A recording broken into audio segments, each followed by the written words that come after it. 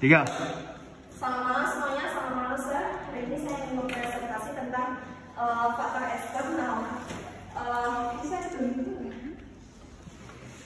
Faktor eksternal yaitu terdiri dari pemerintah, bank, karyawan, masyarakat, pemasok, pesaing, dan lain-lain.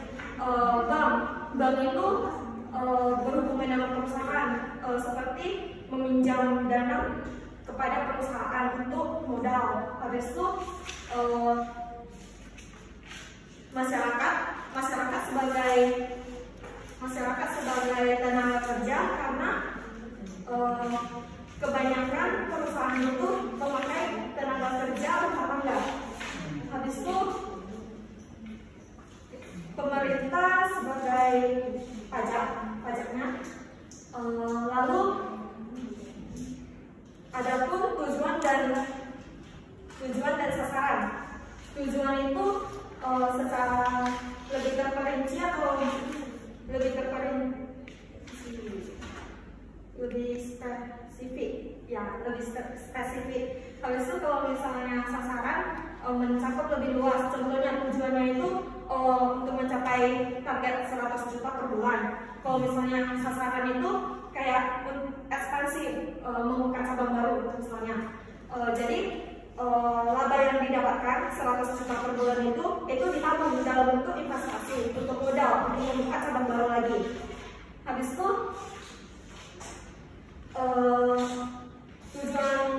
tujuan lainnya ada 3. Yang satu, laba yang maksimal.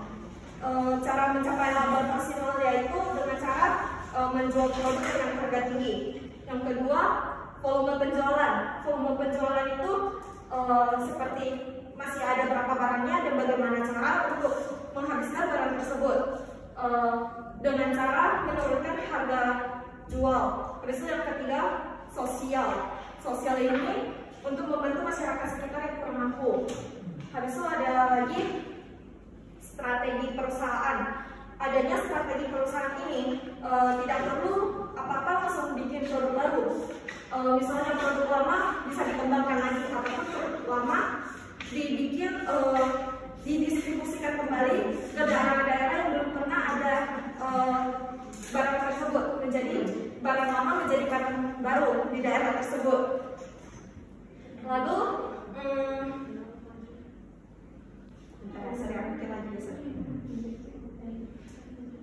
mendistribusikan.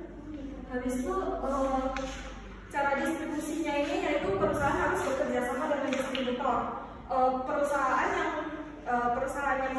yang mewakili perusahaan itu sales. Sales itu terbagi menjadi 3. Yang pertama tracking order, yang kedua sales canvas, yang ketiga SPG.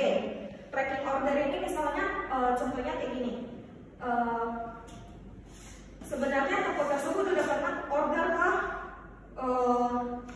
pernah order ke perusahaan tersebut. Habis itu dia hanya menerima orderan dan langsung mengirimkan orderan tersebut kepada si toko ini. Habis itu sales canvas. Sales canvas ini contohnya begini. Kalau di perusahaan saya, sales canvas itu dia selalu membawa model box, container box yang berisi 1.800 barang jadi. Lalu dia tujuannya itu ke Aceh, wilayah pelosok, dan menyebarkan produk tersebut. Sehingga produk tersebut jika udah laku terjual, dia baru balik ke Medan.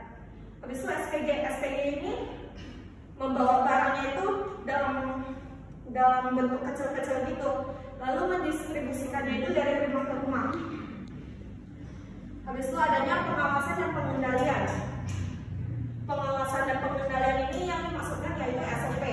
SOP-nya itu harus sesuai dengan standar yang telah diatur, yang telah disesuaikan oleh perusahaan. Jika SOP-nya jika tidak berjalan sesuai SOP, maka adanya penyimpangan. Penyimpangan ini harus diperbaiki. Lalu mungkin itu aja dari saya untuk malam ini.